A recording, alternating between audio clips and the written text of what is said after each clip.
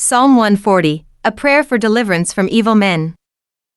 Psalm 140 is a prayer of David that cries out for deliverance from violent and deceitful enemies. It presents a vivid picture of human wickedness, heartfelt dependence upon God, and firm confidence in divine justice. The psalm speaks not only to David's historical circumstances but also to the enduring spiritual realities faced by believers in every age.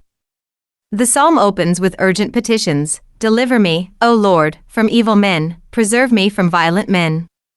The repetition underscores David's complete reliance on God as his protector. The enemies he describes are not merely physically dangerous, they are morally corrupt. They plan evil things in their hearts and gather together for war.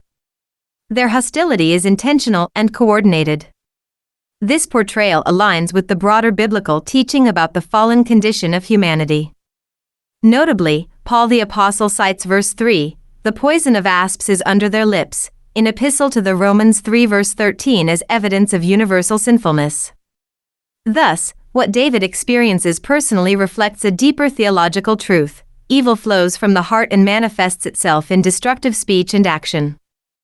The imagery of sharpened tongues and hidden snares emphasizes that evil often works subtly. Words can wound like weapons, and traps may be laid in secret. The psalm therefore addresses both open violence and concealed schemes. For believers, this extends beyond physical threats to include slander, manipulation, and spiritual opposition. The language of battle and protection evokes the broader biblical theme of spiritual warfare, reminding readers that life in a fallen world involves conflict that requires divine protection.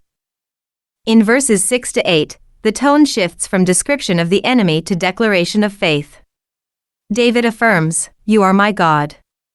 This covenantal statement expresses personal trust and belonging. God is not distant but relational. Verse 7 deepens this assurance: "O God the Lord, the strength of my salvation, you have covered my head in the day of battle." The image suggests a warrior's helmet, symbolizing protection in the fiercest moments of conflict. Deliverance is not self-generated, it comes from the Lord, who shields and sustains his people. David also prays that the wicked would not succeed. "Do not grant, O Lord, the desires of the wicked." This request is not rooted in personal revenge but in concern that evil, if unchecked, will exalt itself.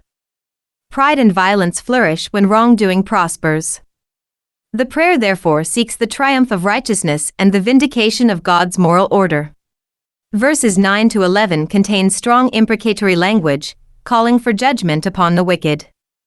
"Let burning coals fall upon them, let them be cast into the fire." Such petitions can seem severe, yet they reflect a profound trust in divine justice. David does not take vengeance into his own hands, instead, he entrusts judgment to God.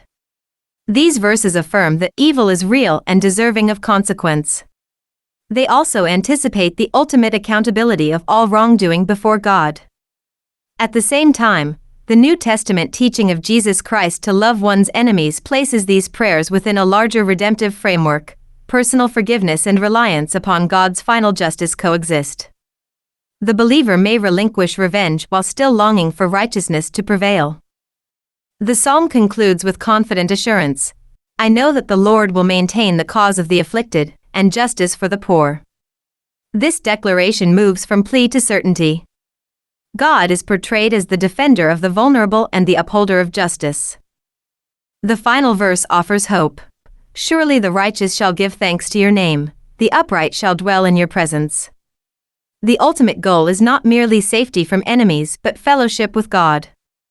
Deliverance leads to worship, and preservation results in communion. In its entirety, Psalm 140 presents a realistic view of evil, an honest expression of distress, and a steadfast confidence in God's character. It teaches believers to pray candidly in times of danger, to entrust justice to the Lord, and to rest in the assurance that righteousness will ultimately prevail. The psalm ends not in fear but in hope, grounded in the certainty that God defends the afflicted and welcomes the upright into his presence. Psalm 140, to the chief musician, a psalm of David. Deliver me, O Lord, from evil men, Preserve me from violent men, who plan evil things in their hearts. They continually gather together for war. They sharpen their tongues like a serpent. The poison of asps is under their lips. Selah. Keep me, O Lord, from the hands of the wicked. Preserve me from violent men who have purposed to make my steps stumble. The proud have hidden a snare for me, and cords. They have spread a net by the wayside. They have set traps for me. Selah. I said to the Lord, You are my God. Hear the voice of my supplications, O Lord. O God, the Lord, the strength of my salvation, you have covered my head in the day of battle. Do not grant, O Lord, the desires of the wicked. Do not further his wicked scheme, lest they be exalted.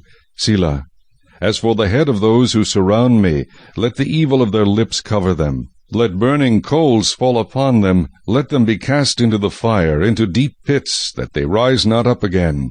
Let not a slanderer be established in the earth. Let evil hunt the violent man to overthrow him. I know that the Lord will maintain the cause of the afflicted, and justice for the poor. Surely the righteous shall give thanks to your name. The upright shall dwell in your presence.